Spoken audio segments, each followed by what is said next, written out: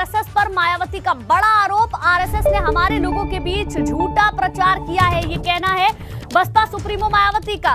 बहन जी को राष्ट्रपति बनाने का झूठा प्रचार हुआ। बीएसपी की सरकार नहीं बनने पर बहन जी को राष्ट्रपति बनाने के लिए कहा गया था, ये आरोप लगा रही हैं मायावती आरएसएस के ऊपर। ये बड़ी जानकारी आपको दे दें, आरएसएस पर मायावती ने बड़ा आरोप लगाया है।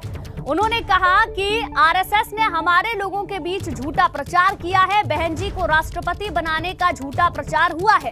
बीएसपी की सरकार अगर नहीं बनती है तो बहन जी को राष्ट्रपति बनाने को कहा गया था, ये बात मायावती ने कही है। और अनुभव शुक्ला हमारे संवाददाता ज्यादा जानकारी के साथ हमारे साथ लाइव जुड़ गए हैं। अनुभव, बड़ा आरोप लगा रही है आरएसएस के ऊपर बसपा सुप्रीमो मायावती। उसमें वो कह रही है कि अगर बीएसपी की सरकार नहीं बनती है तो बहन जी को राष्ट्रपति बनाया जाएगा।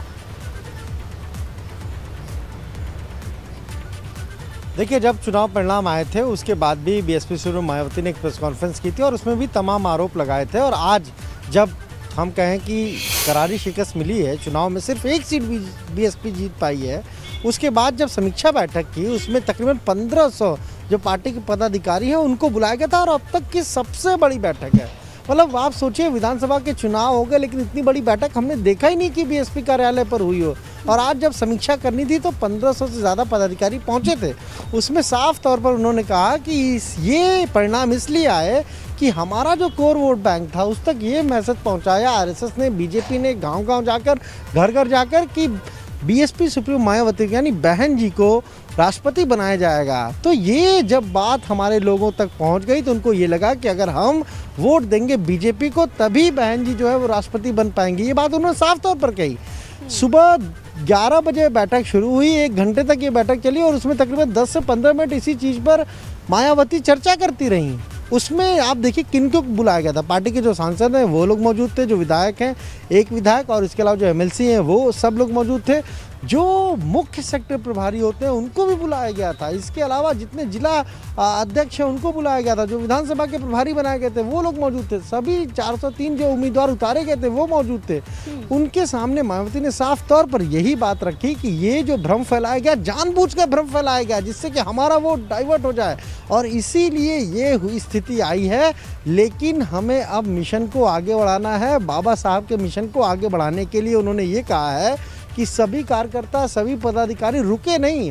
अब एक भी दिन आराम किसी को नहीं करना और सब लोग गांव-गांव तक जाएं और इस मूवमेंट को, जो मूवमेंट शुरू किया था उसी मूवमेंट को आगे बढ़ाने के लिए कहा है। और आप देखिए, आजमगढ़ में जो सीट खाली हुई अखिलेश यादव के इस्तीफा देने के बाद, गुड्डू जमाली चुनाव से ठीक पहले चले गए थे बसपा छोड़ के। फिर बसपा ने चिट्ठी जारी की कि उनको हमने निकाल दिया। आज बैठक में बैठे हुए दिखाई दिए। हमने उनसे पूछा तो उन्होंने कुछ बोला नहीं, लेकिन उनकी आज घर वापसी हुई और घर वापसी के साथ ही बीएसपी सुप्रीमो मायावती ने उनको बड़ा गिफ्ट दिया, बड़ी सौगात दी। क्या सौगात दी? आजमगढ़ में जब लोकसभा के उपचुनाव होंगे तो गुड्डू जमाली को उम्मीदवार बना दिया है।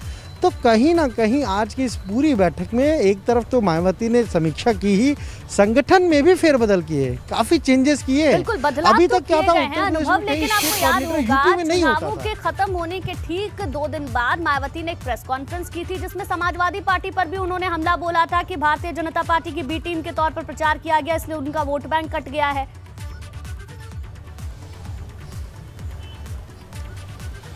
देखिए, बिल्कुल ये भी बात आज उन्होंने दोहराई, फिर से ये बात कही और ये भी कहा कि किस तरीके से एक मैसेज समाजवादी पार्टी ने फैलाया और कि जो मुस्लिम समाज है वो एक तरफा जा रहा है समाजवादी पार्टी के साथ, और इसका भी कहीं ना कहीं जो बीएसपी का वोट बैंक है उस पर असर पड़ा।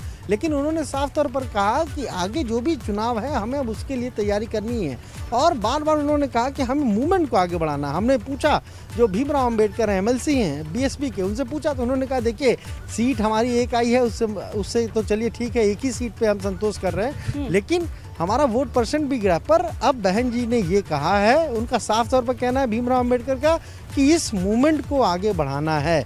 वोट मिला नहीं मिला, सीट आई नहीं आई, लेकिन अब सबको इस काम में जुटना है कि कैसे मूवमेंट को आगे बढ़ाया जाए। और जो बात एबीपी गंगा ने कुछ दिन पहले कही थी में अब आगे क्या कुछ होता है, क्योंकि रणनीति में बदलाव भी हुए हैं, संगठन में भी कुछ बदलाव किए गए हैं। शुक्रिया अनुभव आपका जानकारी के लिए।